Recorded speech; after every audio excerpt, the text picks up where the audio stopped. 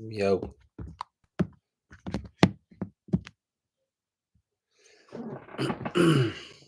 Well, yo, yo, yo. Welcome to the JefeCast on the 11th of my month, October. Yes, just 20 more days until the boy turned 33 like Larry Bird. Yeah, I don't like Scotty Pippen, so we don't use that 33 at all. Stinky winky. But yeah, man. Uh, I hope the week's been going well for you. I hope you're not immune to hard work. You'll see me looking down up here, YouTube. We got the dual cameras going on, so excuse me. Just looking, you know. So, but yeah, man. A lot of stuff to really get into today. One of which,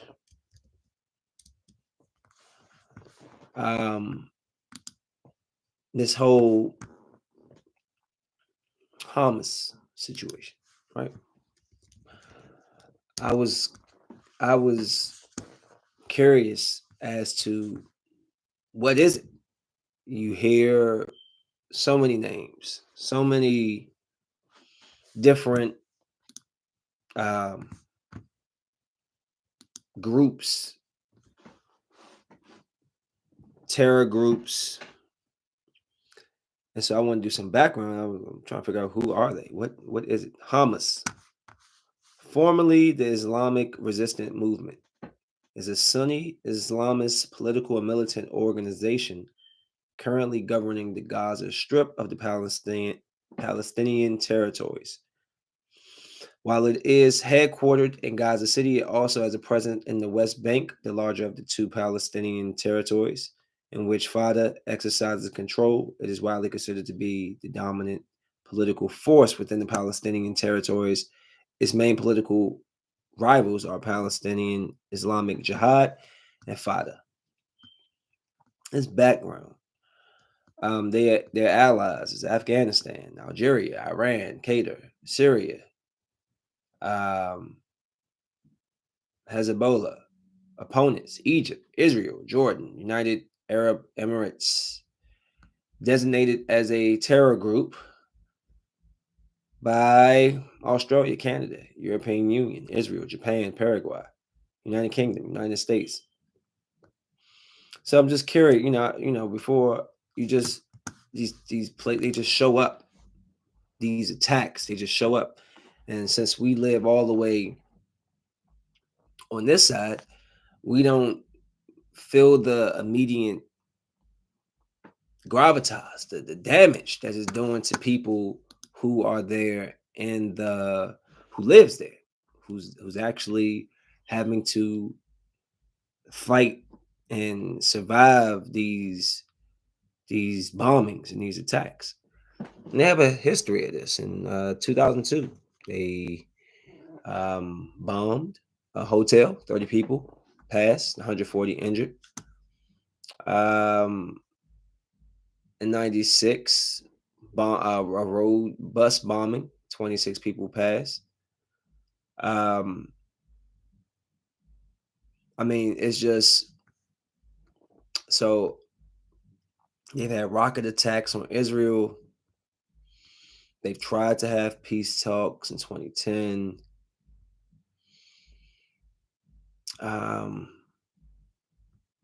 So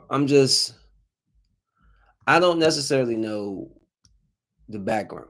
I know they're saying that the people have been under this oppression and the people are fighting to get from out of it, right? We don't know because we're standing here across the sea trying to get information, but we don't really know.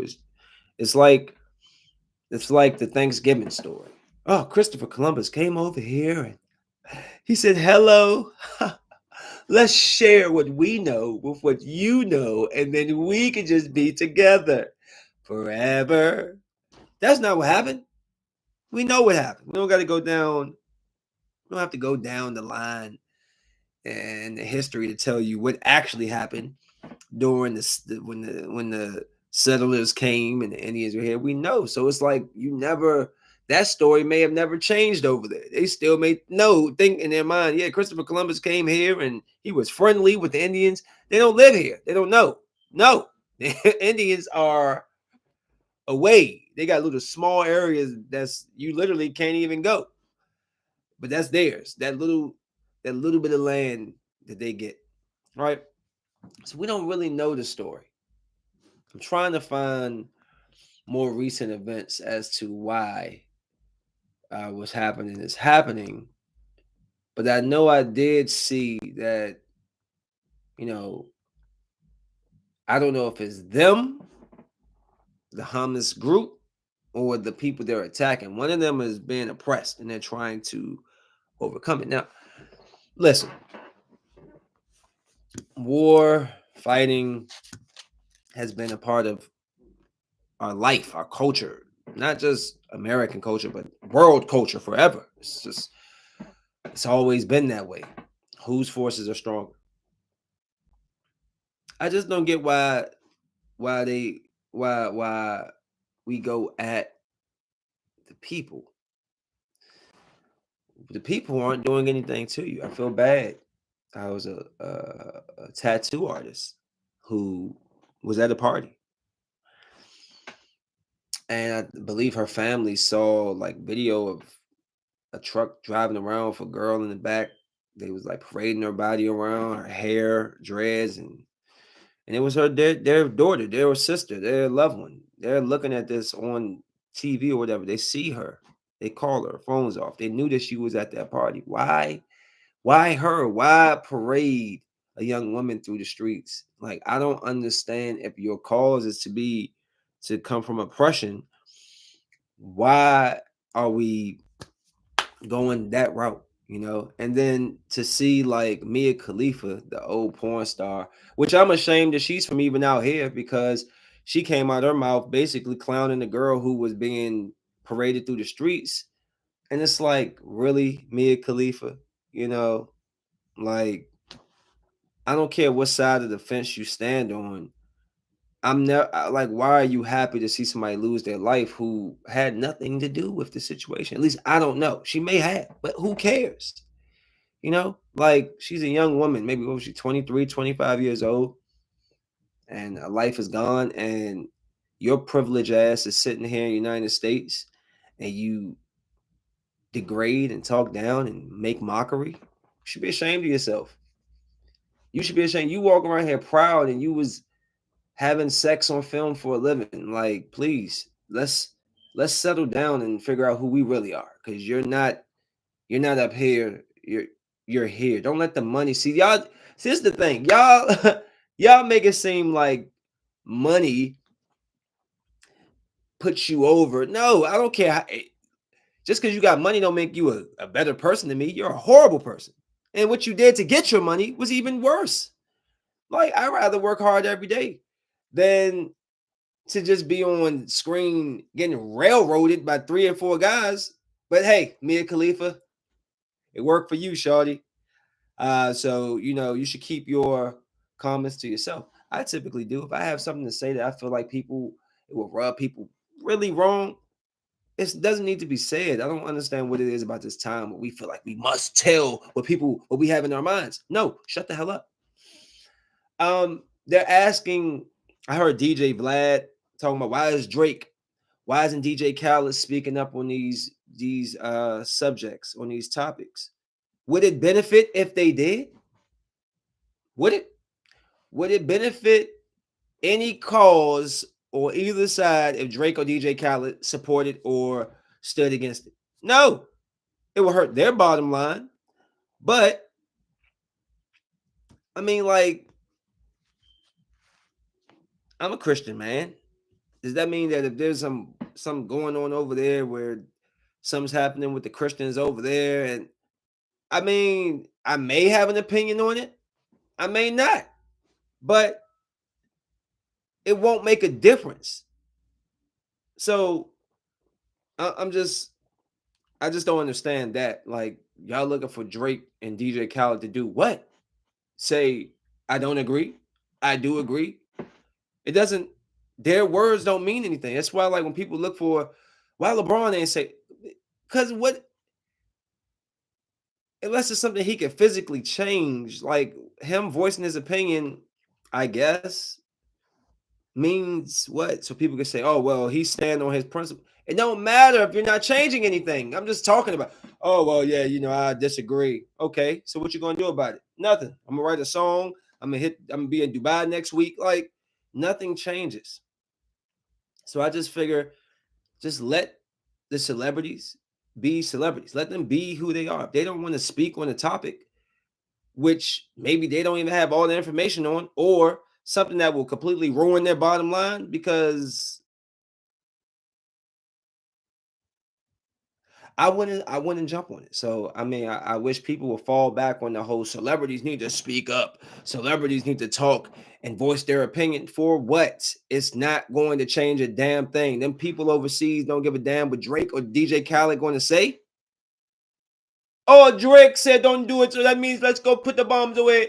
No, they're going to still do what they probably driving over there listening to Drake on their way over there. Rocking to the new For My Dog CD. They probably listening to that on the way up. Like, what difference does it really make? So I don't know. I just say, this is what I would say. If you care enough to, pray for the people. Pray for them. For the people that have nothing to do with this situation, pray for them. They're in a bad spot. I'm seeing videos of children. And we talk all this, these guys, the spirituals, and you do your spiritual jihad, and you do your bombings, and it's supposed to be for God. Well, did God ask you to kill these children? You see what I'm saying? So, like, I just, that's something I just don't understand.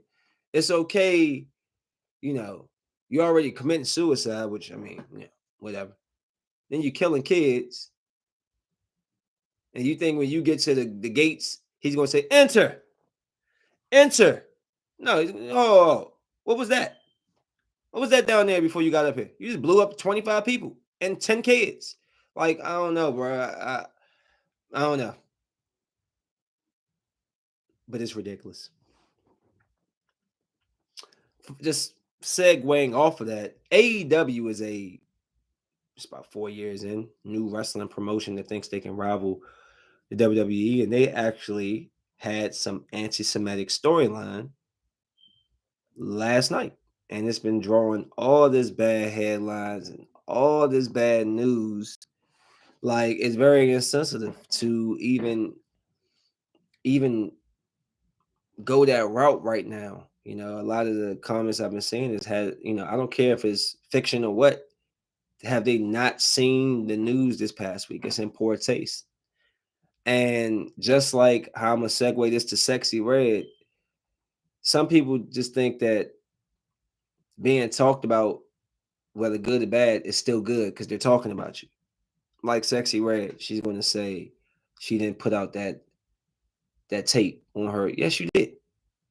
Yes, you did. Because you want to be talked about, whether it's good or bad, whether they saying your cat pink or it's brown. She wants to be talked about. Her name trends. That's good for her. Like, any news isn't good news. Sometimes it's best to just stay out the way and stay out of the news.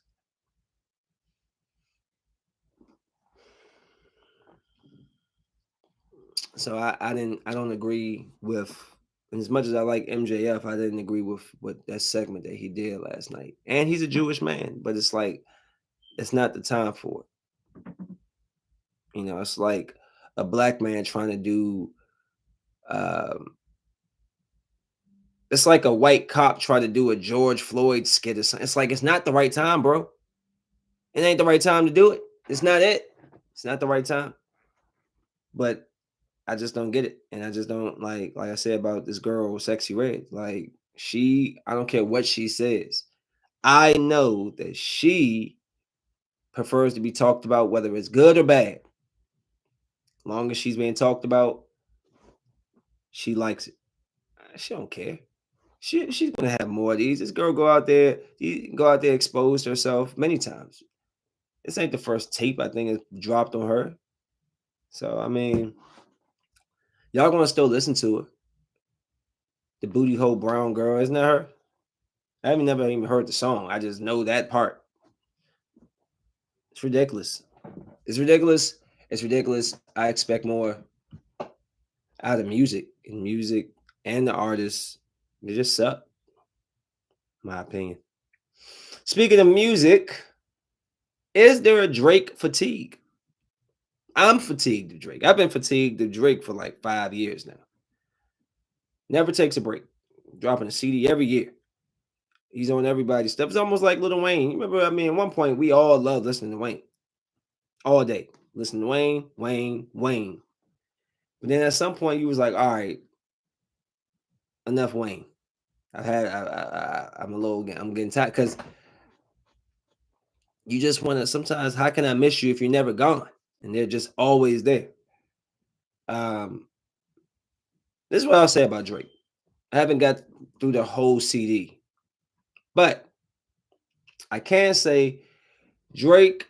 Um, he's an amazing rapper. He can put words together as great as anybody I've heard. The Waynes, the Nas's, the M's, the Jay-Z's, the Busters. He can put the Kendricks, the J. Cole's. He can put words together like nobody's business. He can. But ultimately, I'm sitting there listening to this 34, 5, 6-year-old man crying over Rihanna, throwing shots at Kanye. Throw your shots at the men. Fine. Why are you throwing shots at Rihanna? Was she gonna come back and sing a song about you? Like, I'm sorry, but I'm of the mindset that Drake, you were always the second or third guy on that list. I don't know why. Am I missing something? Like, they made a couple of songs. They may have had a little fling.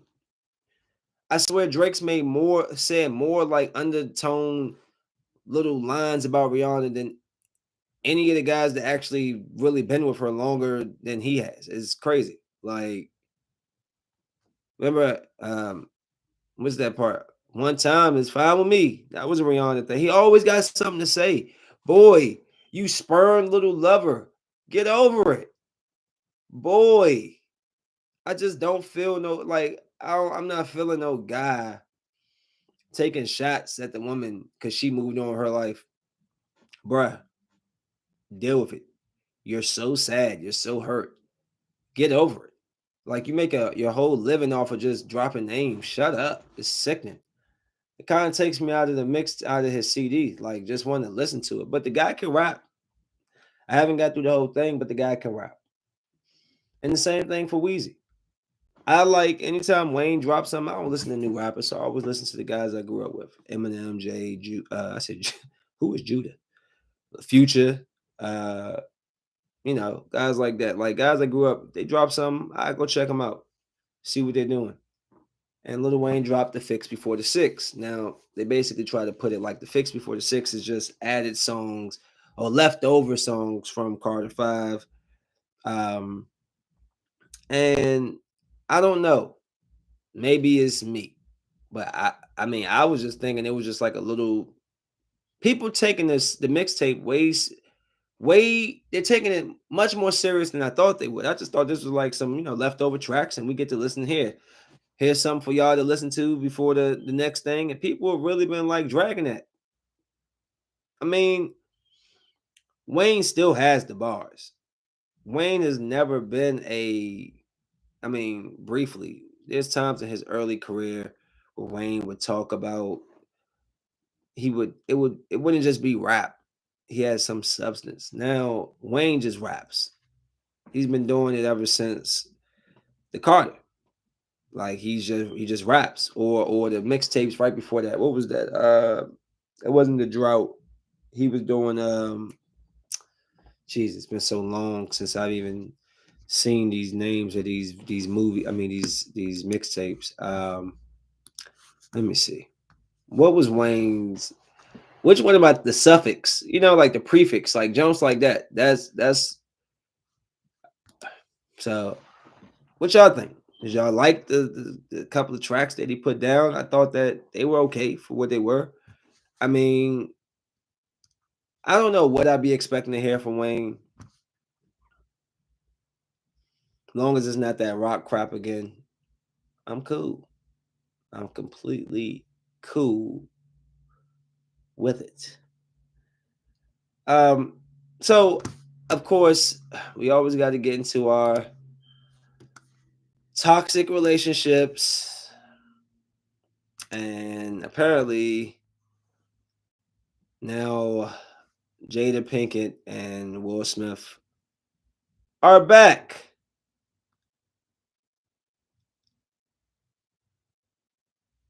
in the news. Apparently now, uh, I don't understand why Jada Pinkett feels like she needs to make such a statement about her relationship to people. And she wrote a book about it too. Like, I'm sorry, but Jada Pinkett wasn't doing much. She made a couple of movies, a few movies. Will Smith's the guy that's been like holding her down and like, yo, she is crapping all over this man. It's terrible. She says it's a dysfunctional family. They take powerful psychedelic drugs, and the kids as well. Her and Will have openly cheated. She says the Chris Rock incident was unprovoked. They weren't even together. People calling them the elevated version of Blueface and Krishan Rock. No, Blueface is nothing. Will Smith is nothing like Blueface. He keeps his stuff to himself. She has been doing nothing but a smear campaign on this dude for years. I would have been divorced her. I don't like Jada Pinkett at all. I just think the way she carried things in her relationship has been unbecoming.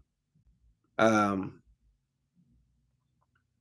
Friends of her son Jaden mentioned that their dad had gone through a ayahuasca ceremony where a leader supplies a plant-based psychedelic drug, usually brewed in a tea to drink, and guides the subject through hallucinations. I don't want a hallucination. Y'all crazy. Ayahuasca helped me and gave me a new intimate relationship with myself that I never had before. Jada says since the first time she took the drug, the suicidal thoughts completely went away. Jada says her husband and children as adults have also taken ayahuasca.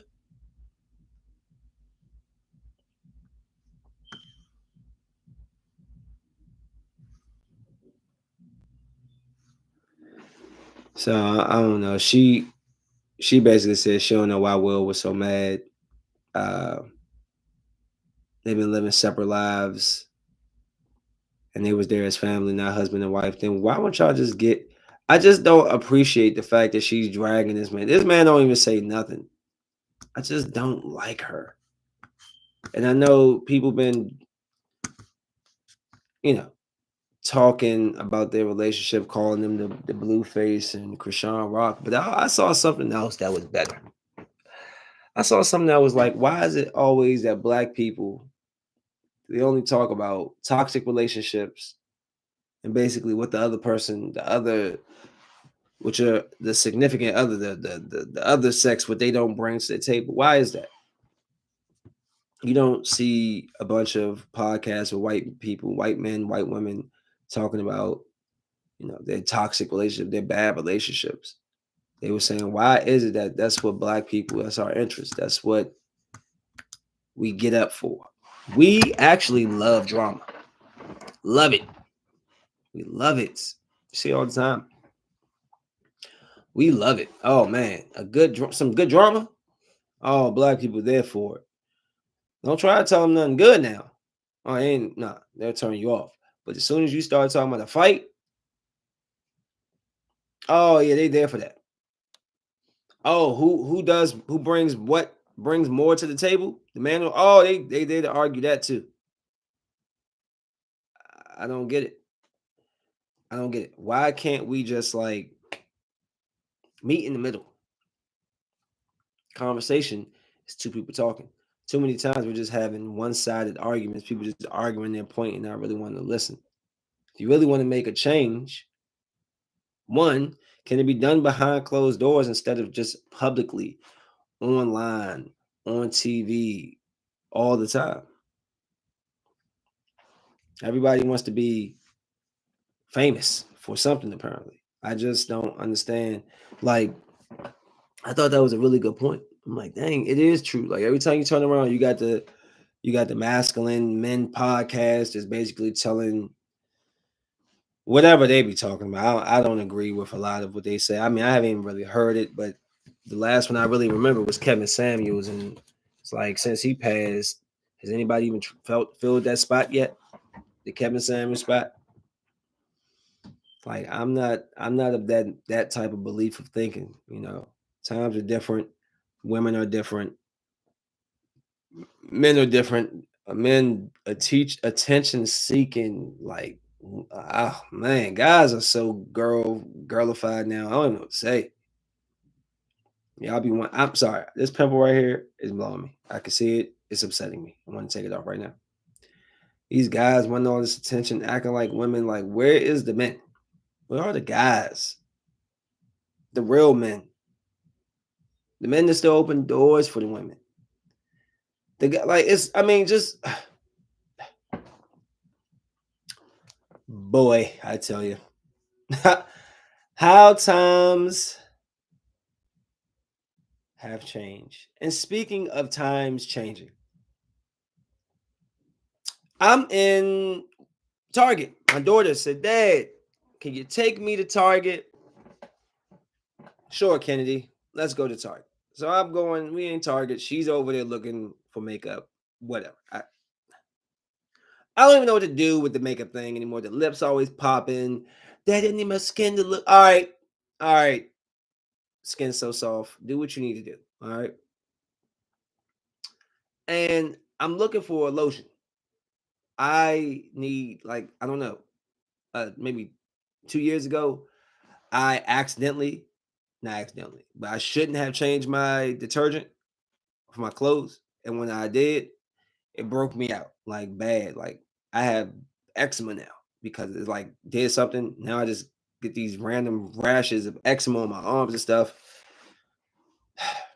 Beautiful skin completely ruined because of this stupid thing. So it's like it comes in periods. So I'm looking for Savino eczema. So I'm looking for the lotion. Of course, they never have it where I think they have it. So I round the corner and I come across a whole section dedicated to adult toys. And Target, we talking about the one John was talking about like it's like the little sucker, and you put it on the woman's, you know what I'm saying, and it just suck. What? They got a double-sided stroker for the man. This isn't a this isn't a tampon aisle. What is going on? I had one girl say that she walking down looking for, I guess, trying to get something for her daughter, and the daughter is right beside the tampons when she's trying to get those for her daughter, and her daughter's asking her questions about it. She's like had to make up a lie, like, "Oh, it's just a massager or something." It's crazy, but I mean, no, not the like the shops that you go to, you know what I'm saying? DC, Love Less or Love Lace, whatever that one is up in Laurel or something like that. No Spencer's in the back with the nah, y'all just got it in Target, bruh. And then people like, yeah, it's in CVS and yeah, it's in Walmart. Well, I'm sure ladies see it because they got them in your pad aisle. I don't go to get pads, so I don't see dildos and I don't see sex toys and I don't see those things. And I mean, like, come on. I mean, it's one thing for the women, and y'all toys are ridiculous. Y'all gonna hurt yourselves. I'm just telling you. Y'all gonna put that little sucker on there, and y'all gonna buzz y'all little self to death. And then you're gonna be looking at the guy with a mad face because he can't do what the little sucker does. Y'all need to fall back a little bit with all the toys and like discover yourself. I don't know. You need to read a book or something. Y'all have become so over sexualized now. I don't even know what to say about about it anymore. Like it's quite gross, you know? I'm just saying. I like sex as much as the next man. I am a Scorpio. I love it. But I don't like how this is like infiltrating every day, all day. Everything. Like to the point where now you just walk into a little CVS or a Target and there's a full-size dildo vibrator thing there. What is going on? I told Kennedy before Kennedy even make her way. Oh, let's go. Turn. We're gonna go back this way. Don't even come back here. That's crazy. That's why we have adult stores. You don't just have them sitting in the deodorant aisle. Times is changing. I just want to put this on the record. I never believed that Gilly the I said Gilly the what was I about to call him? Gilly the Kid. I never thought that he wrote for Wayne. I never thought they rapped the same or rapped similar. And Wayne used to always say, show me them checks that you supposedly say that we wrote. Gilly can never provide those checks. So Birdman came back and doubled down on it, basically saying they never did business because don't know what he's talking about. I don't even know how this is still a conversation 20 years. For 20 years, we've been talking about this. Gilly the Kid, if he was that guy, we would see something. I mean, the man will have some type of bag. This is Lil Wayne. If you ghostwriting for him, I'm sure you're getting bag. It's very annoying. I just don't like that. Like, it's unproven. This guy keeps saying it, and people actually used to believe it. Like, bruh, it got to the point where Wayne literally had to go to college and teach him, and basically, like, he went to school to like get better at words and all. I don't know, but like, it's like Wayne went to school so he can further his rap edge, like, you know what I'm saying? And then so now it's like you hear Wayne, you just we all know the man don't write, right? So I mean, at least not for himself. I just want to put down. I don't believe Gilly the Kid ever wrote for Lil Wayne, and I'm tired of the conversation. Almost as tired of hearing about the Tupac situation, and now they think that Diddy had something to do with Tupac. You believe this? You're never going to be able to prove it. They're never going to be able to prove that he did anything. It's he say versus she say. He say, he, she, they say, I don't know. It's never going to come and be concrete.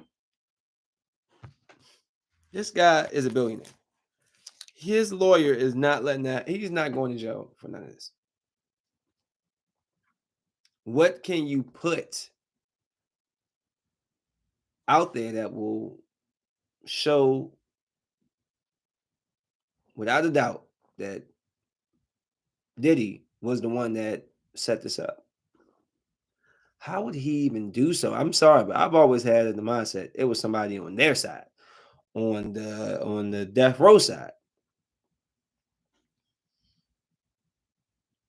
I don't know. It's just at this point, Diddy has lived what 30 years of his best life. If this is where it comes down, then hey, you know.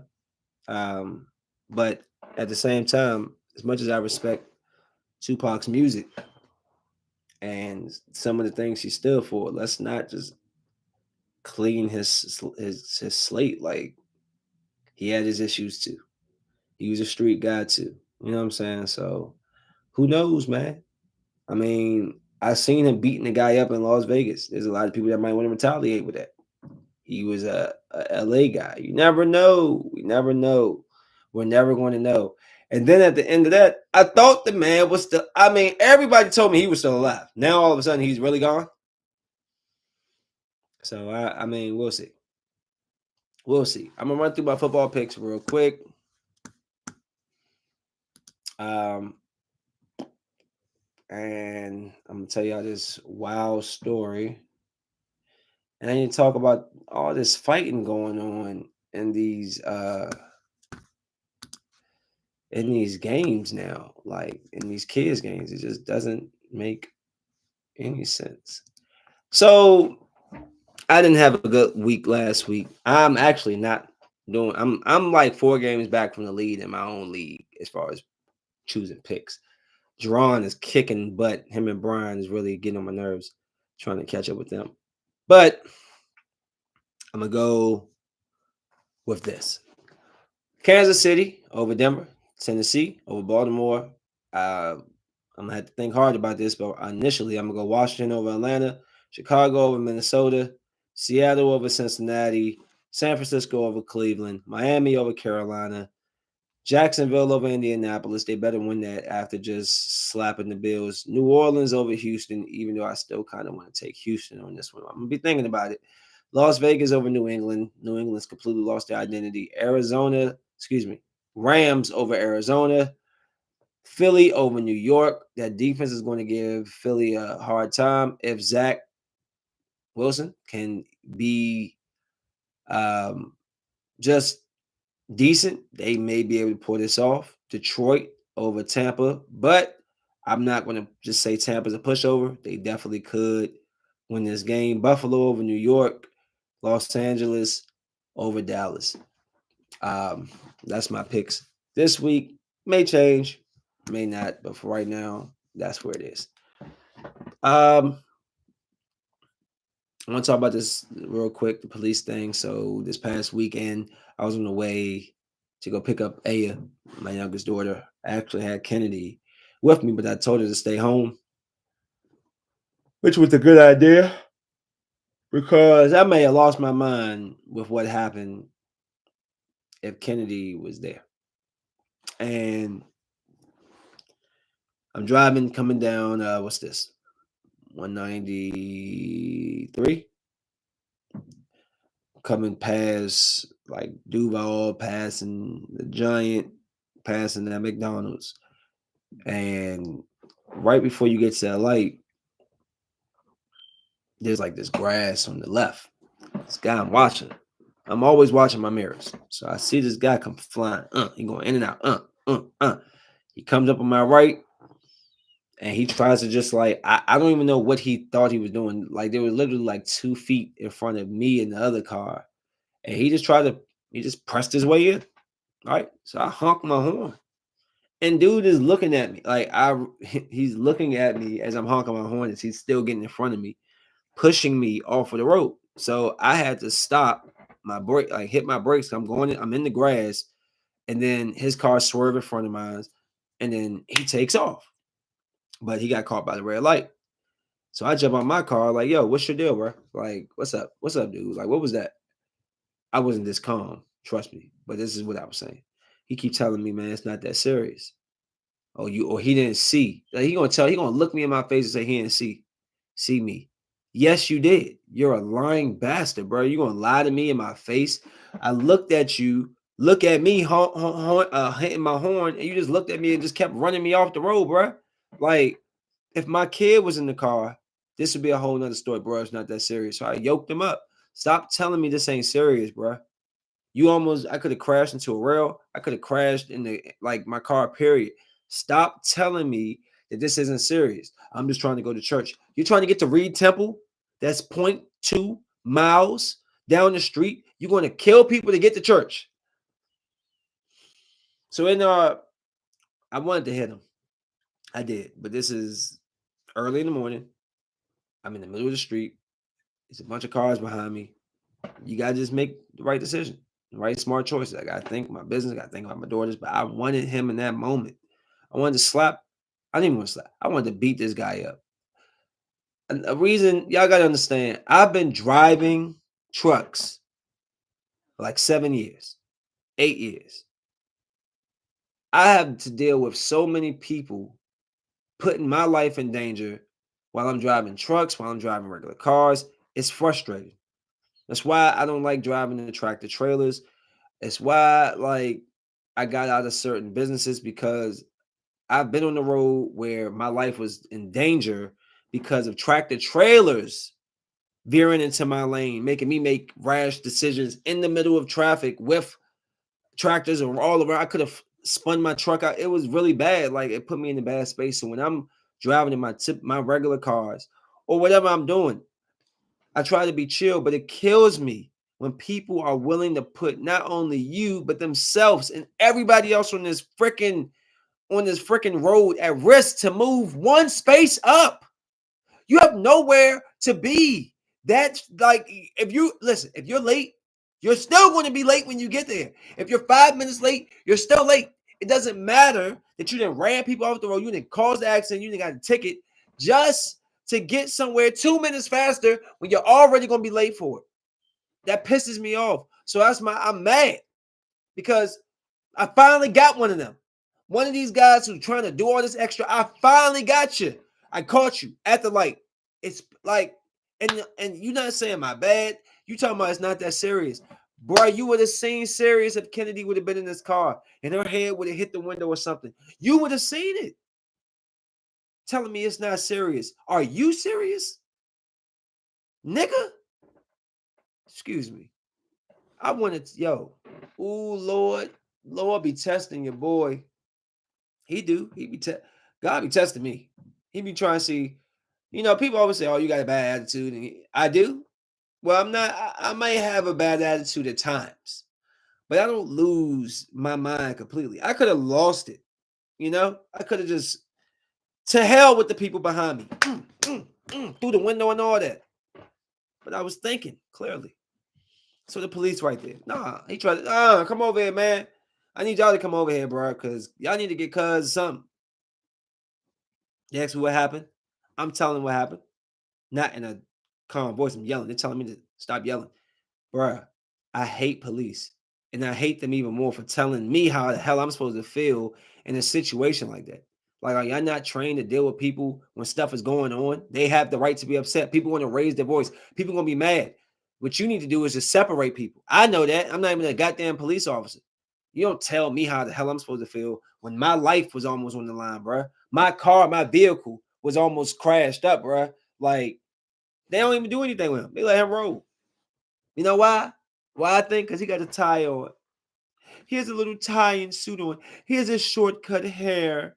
He was trying to speak all proper. But me, oh no, let's try to force his arms behind his back. He must be a thug because he got locks. He got locks, so he must have drugs. Nope. He must be nah. This dude, as I'm sitting there in my car, he walks past. He walks up to his car and says it again. It's not that serious. So I jump out my car like, bruh, shut your mouth and don't speak to me. Which is what the police should have did, right? They should have been like, yo, get in your car and get up out of here, dude. Nope. They let him say whatever the hell he wants to me. So when I react to it, they trying to put my arms behind my back. What are you talking? What are you doing? You can't approach somebody with your fist ball. Since when? Since when does that say in the law that you can grab me and try to wrestle my arms down behind my back and all this because I got out my car and I told him, don't say S to me, walking up to him. I can say what I want. If I wanted to get right here in his face, I can. I could. If I want to walk up to somebody with my fist balled up, I can. I don't have long as I ain't touch you, but I can walk up to you like that. I'm just the way they tried to diffuse that situation, or the way they could have, and that they didn't, was lame. Because here's this asshole that almost caused me to crash my car, and he has the right to talk crap to me. But when I say something back to him, y'all quick to put my arms behind my back. And why is that? Because the little guy with the tie and suit, he looks like a better. I don't get it. It pissed me off. So what I did, I made it hard for him. You're not about to wrestle me on the ground, and you're not about to jack my arms behind me when I didn't do shit. Excuse my language. You're not going to do that to me. You're not about to do that to me. You're not about to pick me off my feet and slam me. They was trying to do everything. It ain't working. I'm 6 feet. I'm 170 something pounds, but I guarantee you, I'm solid as a rock. I'm guaranteeing you. You can ask my cousin. We was out there doing flag football a couple of years ago. This 220, 30-pound dude tried to blindside, tried to smack me. Didn't even move me. And I turned, he tried to crack back me. He hit me, bow. I turned to look at him and just shoved him and kept running. Now, it hurt the next day, but like he thought he was just going bow, smack. No, bro, I'm solid, bro. I move furniture for a living. You're not about to just move me around. It's not going to happen, dog. I deal with dead weight all day. So, I wrestled with them a little bit, made it hard for them until I heard what I felt like was somebody unclasping taser. So that made me chill. I'm like, all right, I ain't about to get tased. You know what I'm saying? But then they had to wrestle me down and all this crap, and then tried to run my name. My name's cool. And all this other stuff told me that, I should have had a better attitude from the get go. And I'm just like, yo, y'all are suckers. Then they're gonna ask me if I wanted to file a report against them. Like I'm gonna tell y'all to y'all right here in y'all face, yeah, I'm gonna file a report. But as I think about it, I'm feeling like I should because they didn't do anything right. They didn't get none of the guy's information. They even said, "Oh, did you get his license? Oh, maybe the camera caught it." They didn't get nothing of this dude, and this nigga ran me off the road. And they let the witness go, who was going to tell them what happened. They didn't do nothing right, but put their hands on me, like bro, on everything I love. Had those been lose your badge one-on-ones, I'd have punished that white dude. I'd have punished them two small Mexicans, and I'd have smashed that little African. Like, bro, y'all some suckers for real, bro. I do not respect y'all. Y'all PG, Bowie police. Y'all some suckers. If y'all was, bro, y'all some suckers, bro. Like, on everything. Y'all some suckers, bro. Y'all couldn't even move me. Y'all some suckers, bro. Y'all some suckers, bro. With small woods, bro. Y'all got little woods with teeny balls. Y'all suckers, bro. Y'all suckers, bro. Y'all go home and jerk off. Y'all go home and jerk off to evasive angels.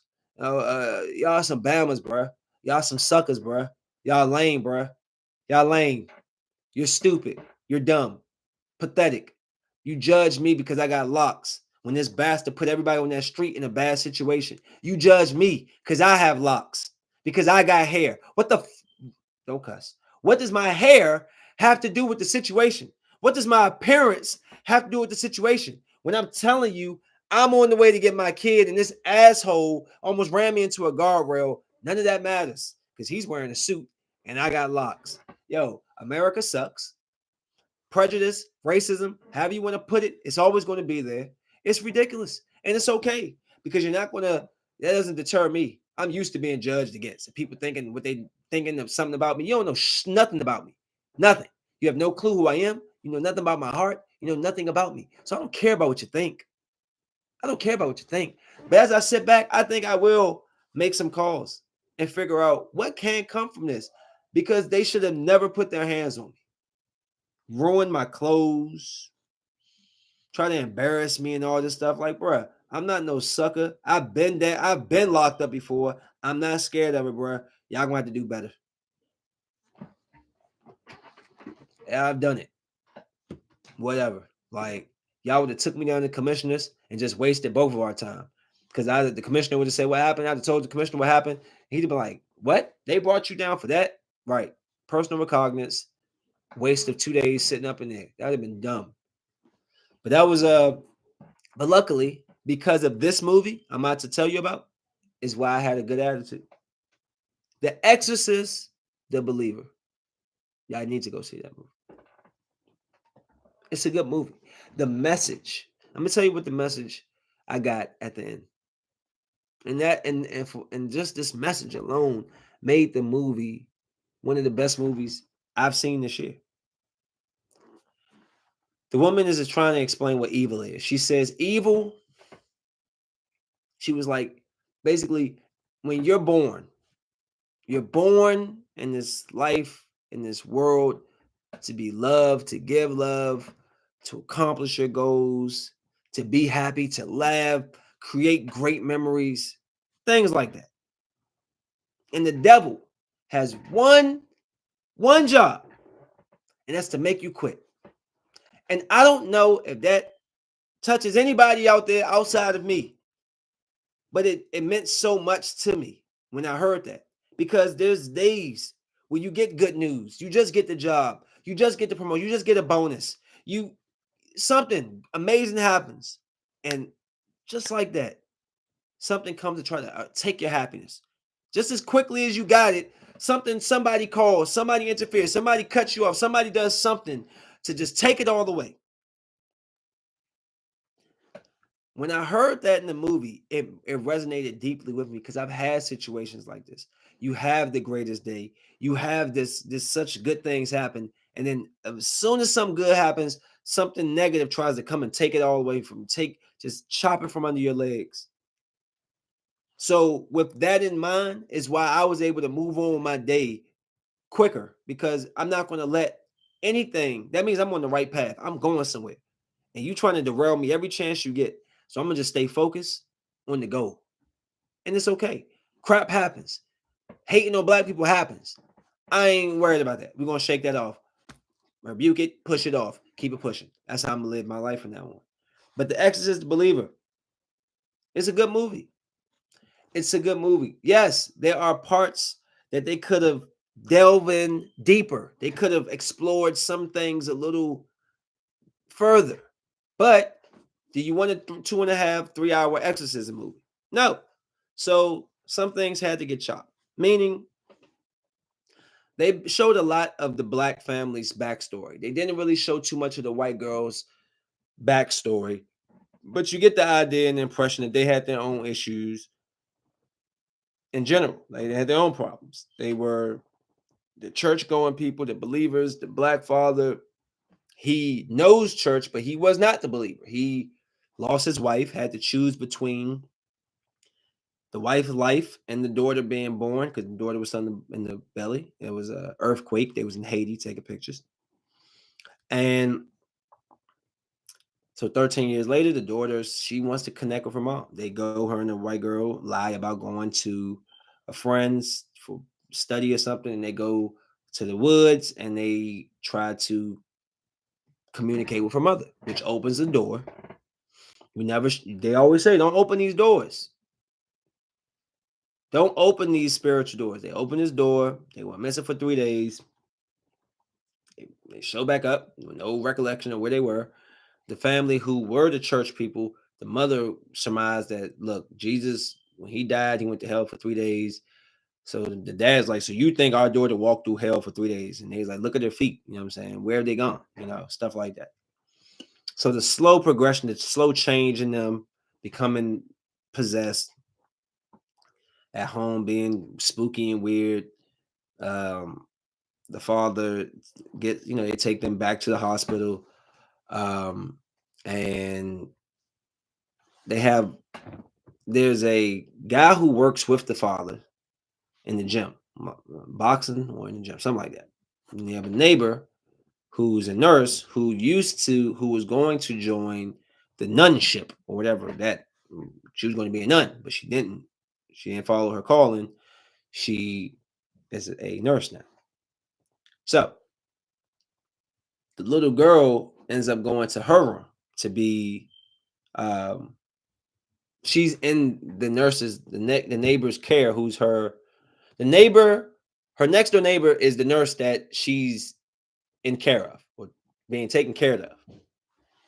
And in that conversation, the demon tells her, the nun, that she had killed her son, and like basically called her old name from when she was going to be a nun. And so she's like, whoa, like, so now she trying to make the father a believer of the spirits. Like, she told him that.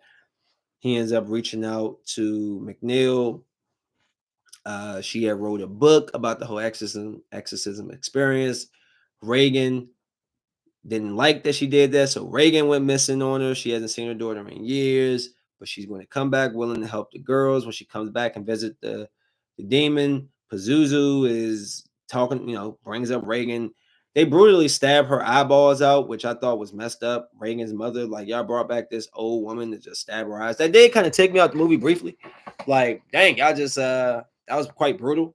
Almost like Sally Hardesty when they brought her back in Halloween, in Texas Chainsaw Massacre, just to brutally murder her. And I'm just like, why would you bring back this old legacy character just to kill her? Or, like, y'all could have y'all didn't even need her in the story for that, but so she's basically out of the race now. She can't see, but they go to the priest, the preacher, the families. They show up like the Avengers. You got the two neighbors, the two families, and and a witch doctor. She's like a root work doctor or whatever. So they end up taking the kids out of the mental facility, which was crazy because it's like how they just let them out like that. But they did, just let them out. And they bring all like the hospital equipment and stuff to the house and they try to do an exorcism there. Um, the priest of the Catholic Church was not given the authority to be there to conduct the exorcism. So the nun felt that this is why God pulled her away from her nunship to be here for this moment. So they're trying to exorcise this demon. It was just really cool. They're using not just Christian, they was using different religions in different ways. Like people, different religions have to deal with these type of things. So everybody has their own way, even though it's a little similar, maybe a little twist in here. So I thought that was really original and cool. Like they had good ideas. And then you find out the demon, of course, starts talking truth to the father. The other family, the white family, they seem like they're losing faith. Now you find out that the father never did choose the daughter because you think that because the daughter's alive, he chose for the daughter to live. He chose for the mother to live, and that's when the demon says God played a trick on you because he chose the mother but gave you the daughter. So now she's saying, "Choose me now." And he's like, "I can't choose."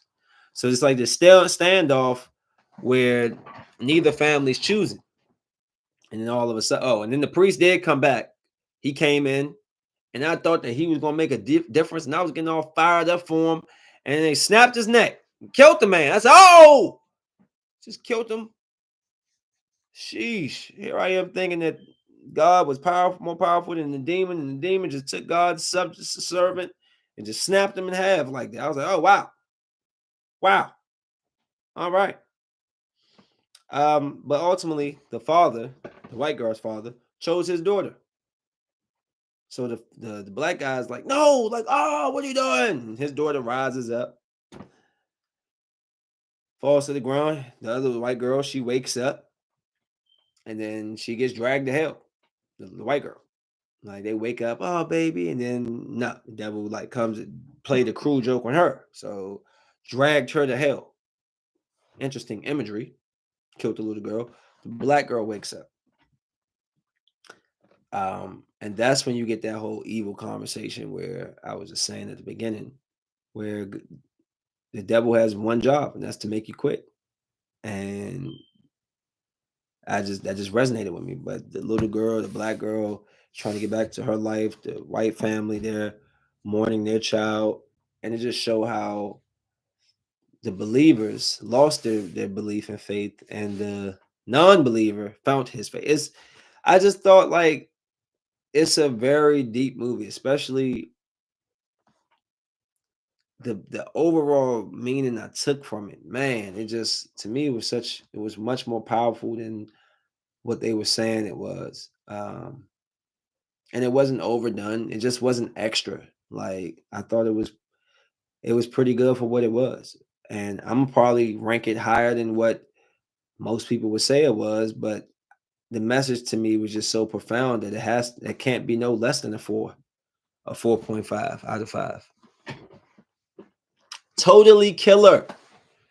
Oh man, I just dropped that on my reels. Check it out. Totally killer, man. It's a fun movie. It's about in this 1987, I want to say. There was a group of girls, 4 of them, and 3 of them was murdered. And the mother in the future, she always worried about, like she was very conscious of her children, like she's cautious and conscious of what was going on. But her daughter was like, "Yo, like you got to stop letting this rule your life." And then the person comes and kills her mother. So her friend builds a time machine. She ends up going back in time, and she meets her mom, her dad, and the friends and different people that's adults now. And she's trying to warn them what's going to happen, but things are switching. Like she's changing the future. She's changing the past by being there. So murders that's supposed to happen one way are happening another way. People in the future who are looking for her, the friend is like, "Yo, she's in the past. She's showing up in the future, present day from the past." Like the guy took pictures of her in the past. In the past, it wasn't there, but now in the present, because she went to the past, is there. So it's almost like Ouroboros, time is a flat circle, Loki, whatever you're doing there is manifesting here type of thing. But they ultimately, very easy to guess who the killer was. You find out, they get the killer.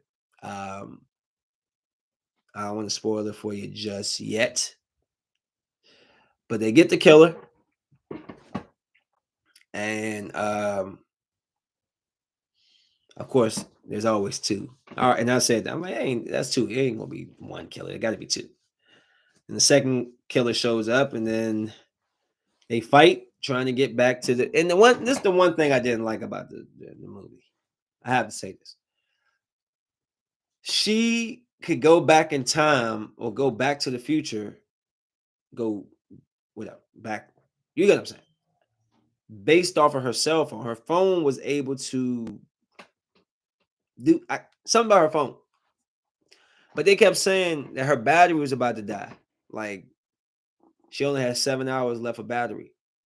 And I'm just like, turn off your phone. Oh my God, that was so annoying to me. Oh, you only got 7 hours of battery left. Okay, I'm gonna just keep my phone on for 7 hours because what? It's 1987. There ain't no Wi-Fi. You can't charge your phone. Just turn the phone off. Outside of that, I like the movie. She did make it back to her time where her mother, where her friend's mom